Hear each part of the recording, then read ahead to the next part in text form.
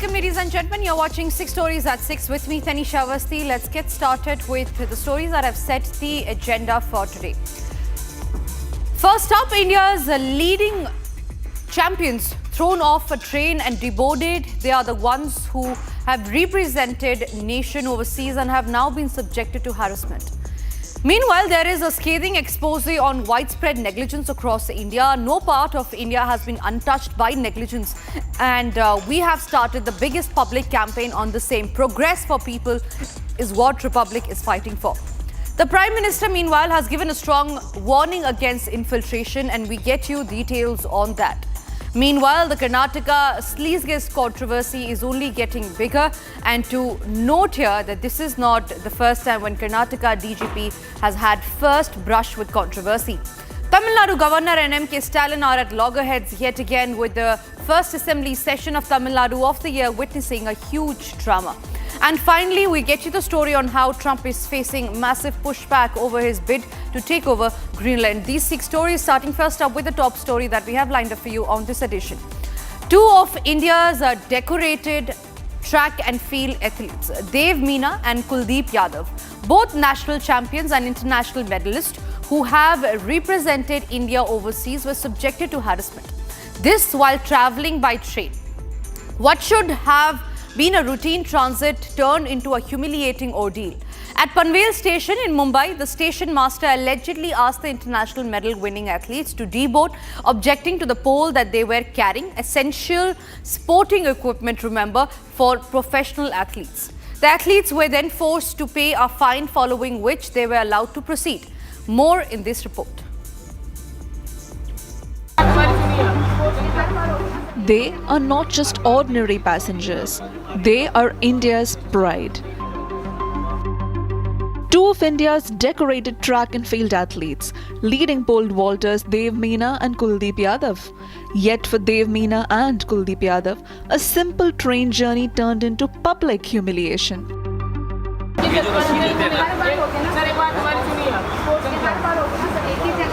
हर बार नहीं सीधे सीधे यहाँ पर हमारे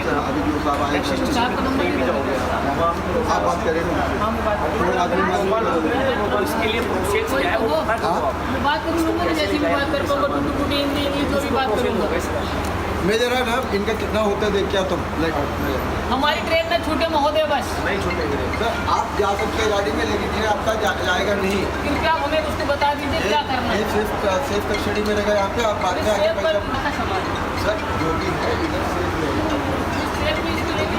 अरे तेरी गाड़ी में टाइम है ओए दादा भाई तेरी गाड़ी में बहुत टाइम है मेरा नाम देव मीना है। मैं इंडिया का नेशनल रिकॉर्ड होल्डर प्लेयर हूँ और हाल ही में मैंने अभी नया नेशनल रिकॉर्ड बनाया है। ये मेरे साथ में कुलदीप है, इसने भी अभी हम यूनिवर्सिटी खेलने आए हैं और अभी हम महाराष्ट्र में महाराष्ट्र के पंडेल रेलवे स्टेशन पे यहाँ पे हमारे ना मतलब यहाँ पे हमको जो टीटी है सीनियर टीटी उन्होंने मतलब हमारे पोल देख लिया और यहाँ पे हमको मना करते हैं कि आप लोग नहीं जा सकते हो। मतलब बहुत ज़्यादा परेशान किए यहाँ पे और हमारी एक ट्रेन छूट चुकी है ऑलरेडी। हमने मतलब हमको 4 से 5 घंटे यहाँ पे बिठा के रखा पूरे बहुत परेशान हो चुके हैं यहाँ पे। मतलब हर एक एथलीट अगर हमारे साथ ये चीज़ हो रही है तो मतलब मैं अपने जूनियरों से क्या एक्सपेक्ट करूँ कि मतलब उनके साथ क्या होता होगा। अगर एक एथलीट का मतलब एक इंटरनेशनल एथलीट के साथ ये चीज़ें अभी भी हो रही है इंडिया में तो आगे में क्या ही बोलूँ। और हमारे यहाँ मतलब जो यहाँ के इंचार्ज जो सीनियर टीसी इंचार्ज है आर के वर्मा सर और उनको सीनियर टीसीएम का ऑर्डर था कि ये लोग को 4 से 5 घंटे बैठा के रखो और ये जब तक फाइन नहीं भरते तब तक इनको जाने नहीं दिया जाए। और यहाँ हम लोग 4-5 घंटे वेट करके अभी हम लोग अपना पोल दूसरी ट्रेन में लाते हम लोग फाइन भर दिए। अभी 5 घंटे बाद उन्होंने बोला कि बिना फाइन के इनको मत छोड़ो, कुछ भी हो जाए इनको बैठा के रखो।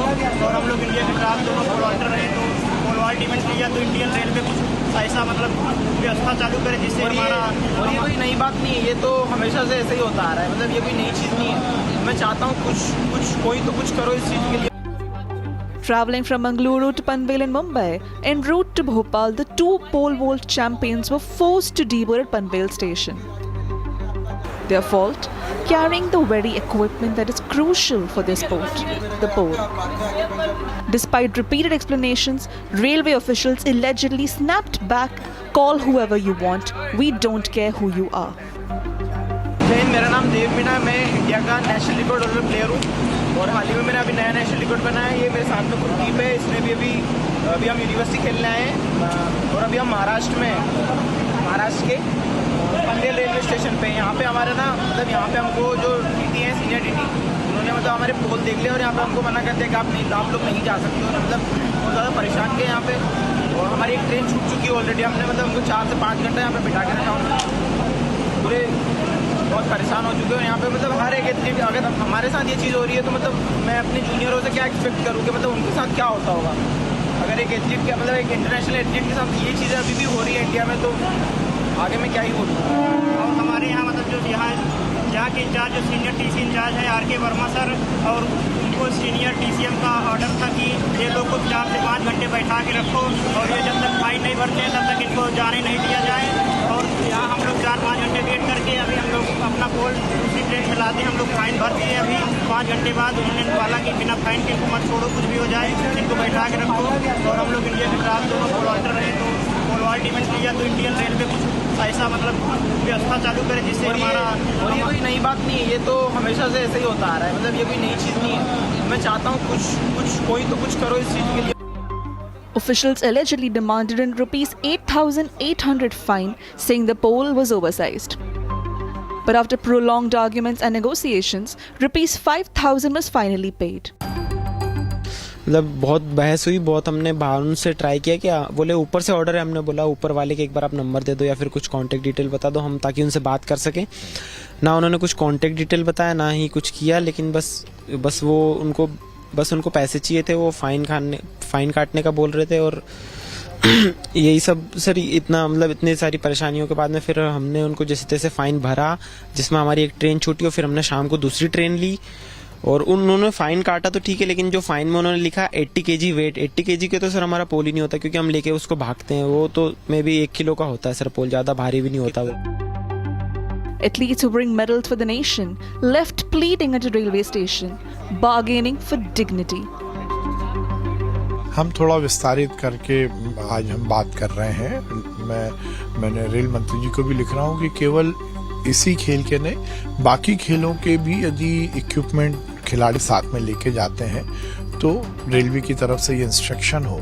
हाँ, यदि किसी यात्री को दिक्कत है तो बात अलग है, इसमें किसी यात्री को दिक्कत भी नहीं थी, तो हम लिख रहे हैं। मुझे लगता है रिजॉल्व हो जाएगा। जैसे टीटी जो थे उन पर एक्शन होना चाहिए, क्योंकि उन्होंने दुर्भावनापूर्ण महाराष्ट्र में स्तर रेलवे को लिखा है, अब रेलवे ये निर्णय लेगा। From problematic sporting infrastructure wherein international stadiums are seen in questionable situations to national level athletes being harassed. India wants Olympic glory. India wants global medals.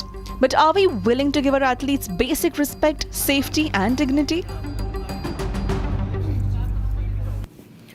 And in a scathing expose on widespread negligence across India, recent incidents highlight systematic failures in infrastructure and public safety, from contaminated water in Indore causing distress among families to the collapse of sports facilities like Delhi's Indira Gandhi International Stadium, the roof caving in an IGI airport and a newly built bridge crumbling in Bihar, potholes plaguing Bengaluru roads and rats infesting a hospital ward in Gonda. No region has remained untouched by such lapses, as underscored by the tragic death of a 27-year-old techie, Yuvraj Mehta, in Noida, where a special investigation team today arrived to extract his car from the ditch for forensic analysis amid the ongoing probe. The builder has been arrested, ladies and gentlemen. However, these developments spotlight unchecked hazards that turn warnings into fatal traps, urging a rejection of labeling negligence as mere accidents.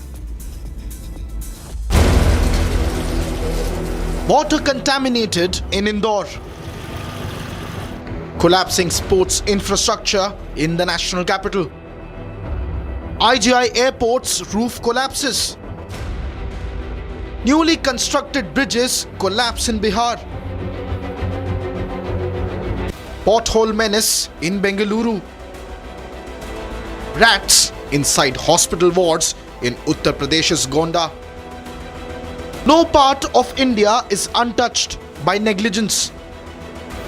And now, a 27-year-old techie in Greater Noida killed by negligence. Right behind me, if you can see, there is the NDRF team that is deployed. That is the exact location where the vehicle has been identified, where the vehicle has been spotted. Now efforts are being made to actually tie up the vehicle so that it can be pulled up by the crane that has also been deployed at the same spot. The SIT team today reached Noida, where the car involved in the accident is now being taken out for forensic examination. As the probes intensify, action has taken place with the builder named in the case. Abhay Kumar, owner of MZ Vish Town, has been arrested by the police. Even as the focus remains on accountability, a new twist has emerged from the ground. Video from earlier shows how a truck had rammed in the same spot. Watch this video.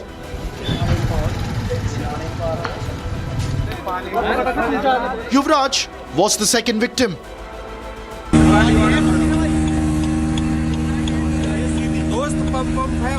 The developments have once again turned the spotlight on systemic negligence. Despite clear warning signs, the hazard was left unattended, turning the location into a deadly trap. Don't let negligence be rebranded as an accident.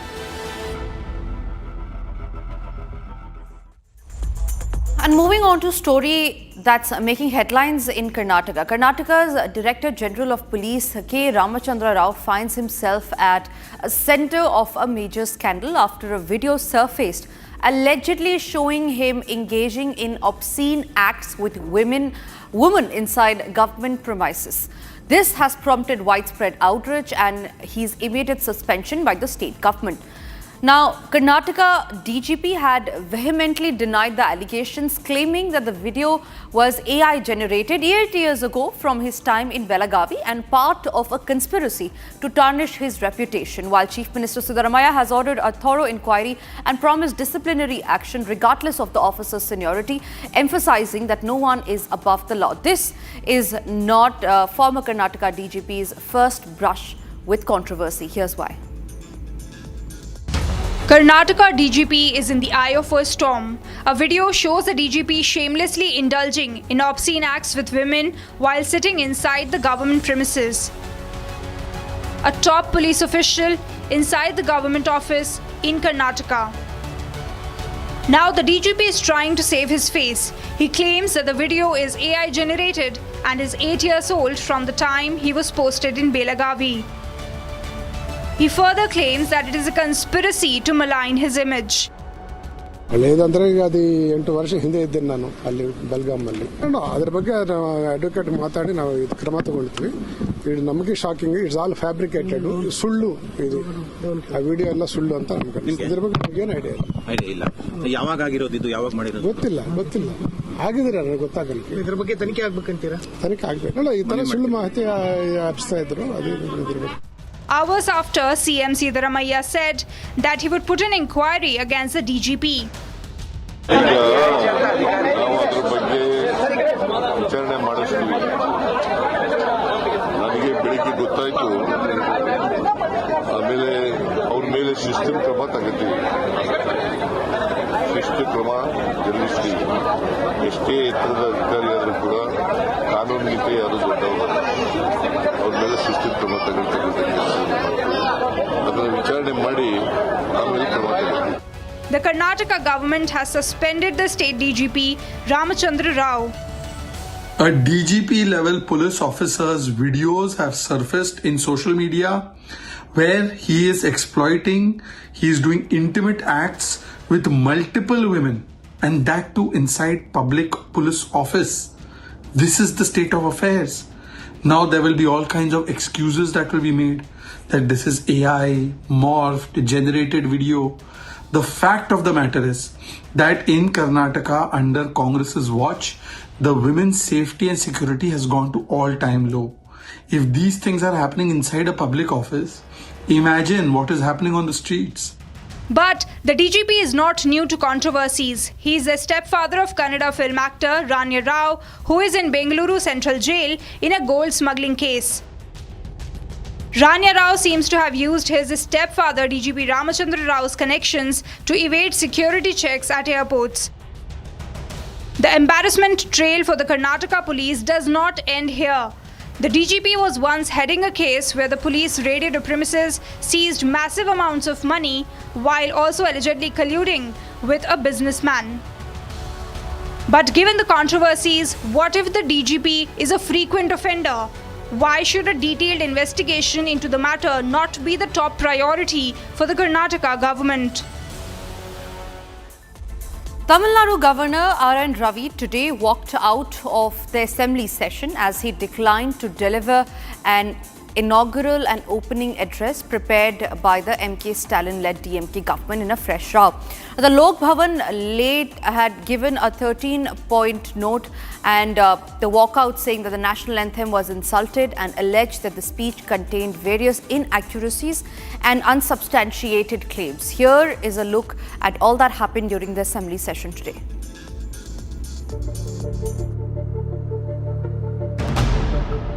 Tamil Nadu Governor R.N. Ravi once again declined to read his speech and walked out of the Legislative Assembly without delivering the customary address.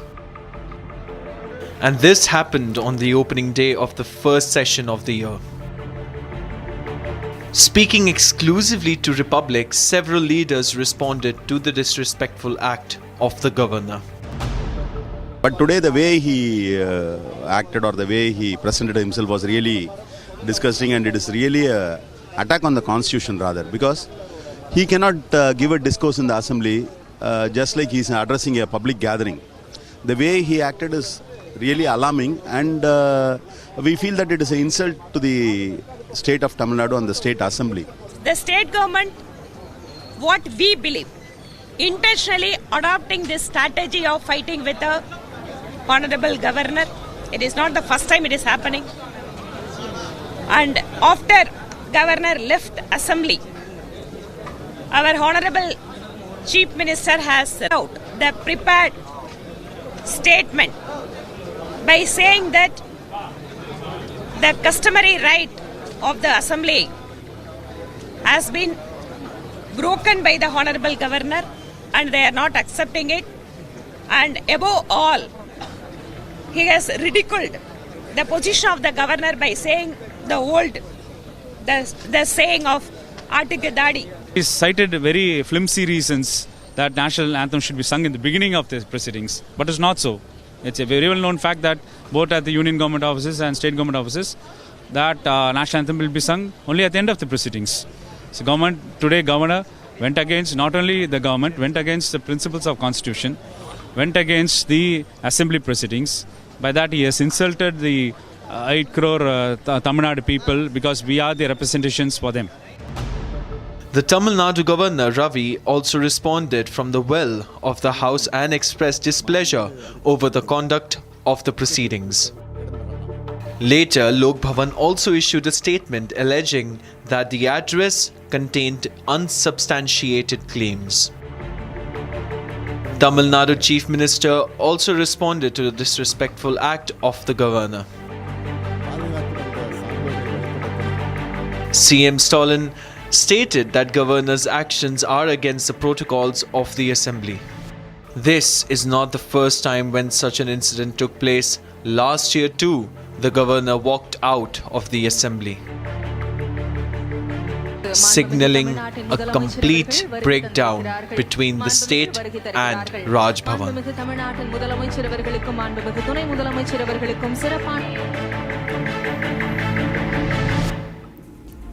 And in a momentous event for the Bharatiya Janata Party today, Nitin Nabin was officially declared as the party's new president, succeeding Jagat Prakash Nadda in what signals a significant generational shift. Addressing the gathering, Prime Minister Modi outlined the Saffron Party's future agenda, vehemently criticizing infiltrators as a threat to national security and demographic balance, vowing to expose parties shielding them for vote bank politics and emphasizing the need to send them back to prevent robbing the poor and the youth for opportunities. He also highlighted the rejection of urban Naxal and Maoist ideologies by the nation, underscoring their challenges to India's progress.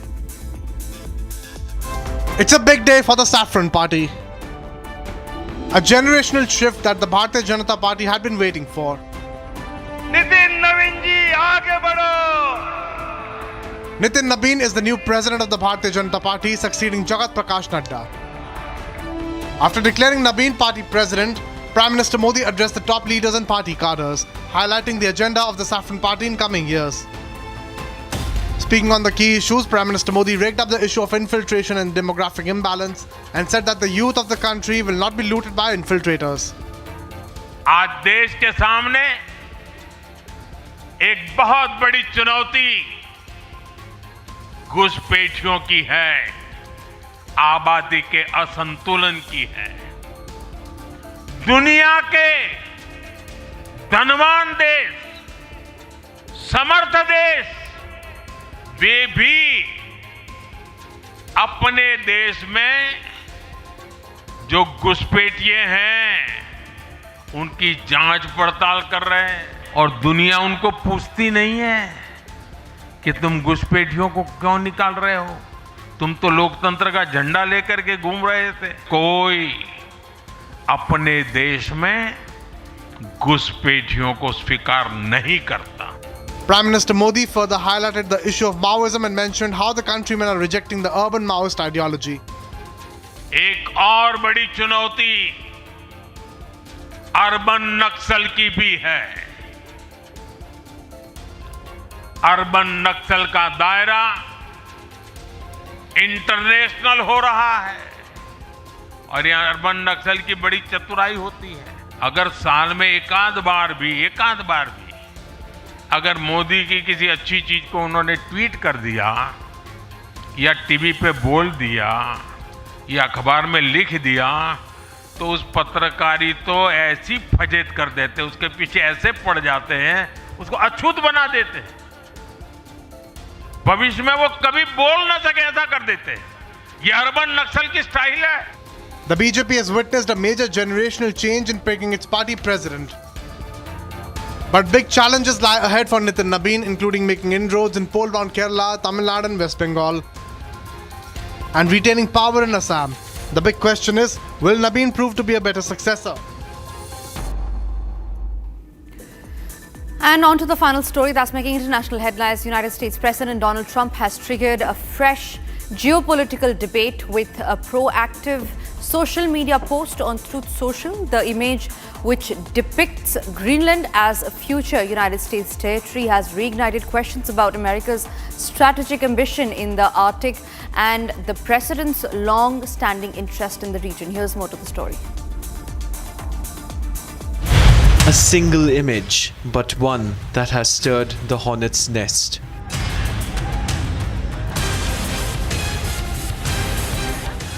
A cartoon shared by Donald Trump on Truth Social. The post shows the US president planting the American flag on Greenland alongside a sign declaring it a future US territory. This is not unfamiliar territory for President Trump. During his earlier term, he openly floated the idea of the US purchasing Greenland, which was rejected by Denmark. Greenland's importance goes far beyond symbolism. The Arctic island sits at a strategic crossroads, rich in rare earth minerals and increasingly vital as melting ice opens new shipping routes. Greenland is very important for the national security, including of Denmark. And the problem is not a thing that Denmark can do about it if Russia or China wants to occupy Greenland. But there's everything we can do. You found that out last week with Venezuela. There's everything we can do about things such as that. Not going to happen.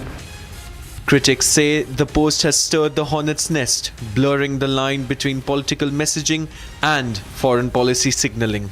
Danish leaders have repeatedly stated that Greenland is not for sale.